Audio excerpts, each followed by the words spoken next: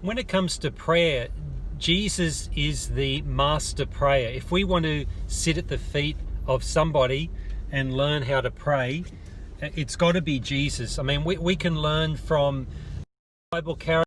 Moses, what a great man of prayer he was. Samuel was outstanding in prayer.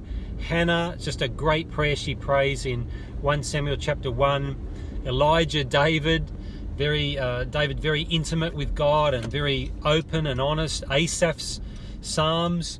There's just so many people we can go to in the Bible. And then Paul, really just absolutely outstanding in his prayer life and as an intercessor, just his concern for people, to pray for them. But really, if we wanted to go into the masterclass, if we wanted to, sit at the feet of the person who is the ultimate man or woman of prayer, then there's no one in the Bible who compares to Jesus. No one in history compares to him. He's right at the top, the consummate prayer. And so when Jesus talks about prayer, of course, we can learn from just seeing Jesus praying, for example, on the mountaintop, and he prays at Lazarus' tomb, and then he prays his longest recorded prayer in John 17. They're all wonderful things we learn from Jesus praying.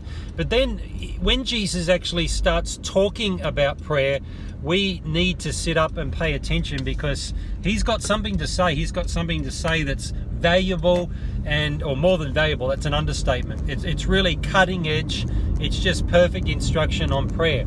So a good place to start would be what's sometimes called the Lord's Prayer in Matthew 6, but of course it's not the best name for it, and people have identified that it would be better to call it the Disciples' Prayer or the Model Prayer, because in that prayer is a confession, and Jesus never had sins to confess. So it's not really the Lord's Prayer, but it does belong to Jesus in the sense that he imparted this to the disciples, that this is the model way of praying.